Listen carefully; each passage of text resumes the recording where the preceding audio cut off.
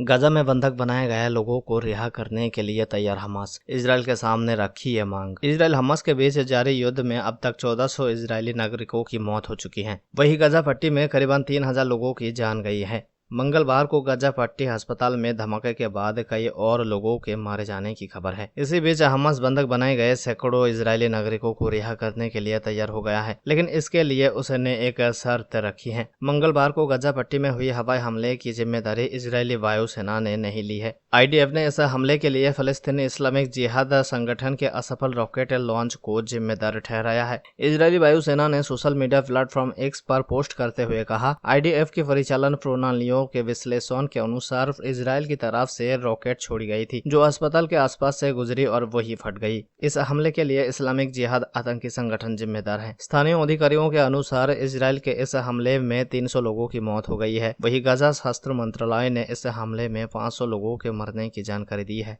फिलिस्तीन के एक अधिकारी ने मंगलवार को हुए इस हमले को नरसंहार बताया है। उन्होंने कहा, अब चुप्पी को स्वीकार नहीं किया जाएगा। शनिवार 7 अक्टूबर को ऑपरेशन अल अक्सा फ्लड बैटल के तहत हमास ने इजराइल पर हमला किया था। इस हमले के दौरान हमास ने सैकड़ों इजरायली नागरिकों को गाजा पट्टी में बंधक बना लिया। हमास के उच्च स्तरीय अधिकारी ने बताया कि उन्होंने करीब 200 से 250 लोगों को बंधक बना कर रखा है। मंगलवार को गाजा सिटी अस्पताल पर हमले के बाद हमास बंधक बनाए गए लोगों को रिहा करने को तैयार हो गया, लेकिन इसके लिए उसने इजराइल के सामने एक शर्त रखी है। दरअसल हमास ने कहा है, यदि इजराइल गाजा पर हमला करना बंद कर दे तो वो बंधकों को रिहा कर देगा। वहीं अमेरिका विदेश मंत्री ने इजराइल प्रधानमंत्री बेंजामिन नेतन्याहू के साथ बैठक के बाद कहा कि अमेरिका और इजराइल गाजा नागरिकों के लिए चिकित्सा सहायता और जीवन किट की सुविधा के लिए बातचीत कर रहे थे। साथ ही सोमवार को इजराइल गाजा को पानी सप्लाई फिर से शुरू करने पर सहमत हुआ। तो दोस्तों, इस रिपोर्ट के बारे में आपका क्या राय है, कमेंट करके जरूर बताना और ऐसे ही अपडेट के लिए हमारे चैनल को सब्सक्राइब कर लेना।